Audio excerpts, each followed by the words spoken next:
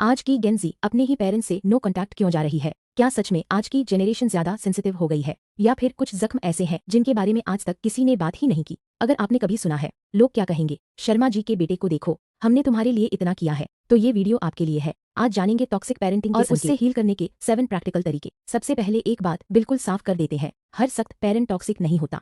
हर घर में बहस होती है, डांट पड़ती है और मतभेद भी होते हैं, लेकिन अगर कुछ बातें सालों तक बार बार होती रहें और उनकी वजह से आपका आत्मविश्वास, मेंटल हेल्थ और पर्सनैलिटी प्रभावित होने लगे, तो हो सकता है कि ये टॉक्सिक पेरेंटिंग के संकेत हों। पहला साइन, लोग क्या कहेंगे। अगर आपकी हर छोटी बड़ी बात पर सबसे पहले यही कहा जाता है, समाज में हमारी इज्जत का क्या होगा, रिश्तेदार क्या सोचेंगे, लोग क्या कहेंगे। दूसरा साइन, इमोशनल नेग्लेक्ट। कई बार पेरेंट्स आपकी हर जरूरत पूरी करते हैं, लेकिन आपकी फीलिंग्स कभी नहीं समझते। जब आप उदास हों और जवाब मिले, इतना ओवरथिंक मत करो, ये सब तुम्हारे दिमाग का वहम है, इतनी छोटी बात पर कौन रोता है। तो धीरे धीरे आप अपनी ही भावनाओं पर शक करने लगते हैं और उन्हें दबाना सीख जाते हैं। तीसरा साइन, इमोशनल या फिजिकल अब्यूज। हर गलती पर चिल्लाना, गालियां देना, डराकर अपनी बात मनवाना या हाथ उठाना, इसे अक्सर डिसिप्लिन का नाम दिया जाता है, लेकिन सच ये है कि डर से सिर्फ आज्ञा मिलती है, सम्मान नहीं। चौथा साइन है नो बाउंड्रीज नो प्राइवेसी। अगर आप अडल्ट हैं और फिर भी बिना पूछे आपका फ़ोन चेक किया जाता है, आपके चैट्स पढ़े जाते हैं, आपके कमरे में बिना नॉक किए आ जाया जाता है, या आपकी हर पर्सनल चॉइस में दखल दिया जाता है, तो ये केयर नहीं, ये ओवर कंट्रोल हो सकता है। हेल्दी फैमिलीज़ में ट्रस्ट होता है, सिर्फ कंट्रोल नहीं।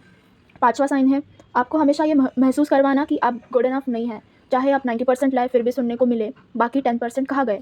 या शर्मा जी के बेटे को देखो, ऐसे लगातार कंपैरिजन इंसान का कॉन्फिडेंस धीरे धीरे खत्म कर देता है। सिक्स्थ साइन है कंडीशनल लव। अगर प्यार सिर्फ तब मिले जब आप अच्छे मार्क्स लाए, तब जब आप उनकी हर बात सुने, तब आप जब उनके हिसाब से करियर चुने, ये अनकंडीशनल लव नहीं है। सच्चा प्यार आपकी परफॉर्मेंस से नहीं, आपकी पर्सनालिटी पर टिका होता है।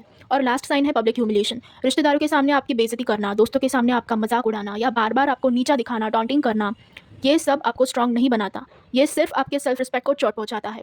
अगर आपको इनमें से एक भी साइंस दिखे तो समझ जाना कि आपके पेरेंट्स टॉक्सिक हैं। और आप डिस्कस करेंगे 7 प्रैक्टिकल सॉल्यूशन जिनके मदद से आप अपने मेंटल हेल्थ को ठीक कर सकते हैं, हेल्दी बाउंड्रीज सेट कर सकते हैं। Number 1, no contact. सबसे पहले एक बात, नो कॉन्टैक्ट कोई ट्रेंड नहीं है और ये हर प्रॉब्लम का सॉल्यूशन नहीं है, लेकिन अगर सालों से सिर्फ मैनिपुलेशन, अब्यूज़ और इमोशनल डैमेज ही मिला है और बार बार बात करने के बाद भी कुछ नहीं बदला, तो कभी कभी डिस्टेंस बनाना और अपनी पीस चूज़ करना ज़रूरी होता है। नंबर 2, उन्हें चेंज करना बंद करो। सबसे पेनफुल ट्रूथ, हो सकता है तुम्हारे पेरेंट्स कभी एक्सेप्ट ही ना करें कि उन्होंने तुम्हें हर्ट किया, और जितनी एनर्जी तुम उन्हें चेंज करने में लगा रहे हो, उतनी अगर खुद को हील करने में लगा तो ऑनेस्टली लाइफ ज़्यादा बेटर हो जाएगी। नंबर 3, बाउंड्रीज रखने के बाद गिल्टी फील मत करो। नो बोलना बदतमीजी नहीं होती, प्राइवेसी मांगना सेल्फिश नहीं होता, और हर बात पर एक्सप्लेन करना भी तुम्हारी रिस्पॉन्सिबिलिटी नहीं है। बाउंड्री का मतलब रिलेशनशिप तोड़ना नहीं है, रिलेशनशिप को हेल्दी बनाना होता है। नंबर 4, अपना सेफ स्पेस बनाओ। हर प्रॉब्लम पेरेंट्स के साथ सॉल्व नहीं होती। एक अच्छा दोस्त, एक अच्छा कजिन, एक मेंटोर या अपने घर में ही एक सेफ स्पेस ढूंढो जहाँ जब आप उदास हो जाओ तो तब वहाँ जाके बैठ जाओ।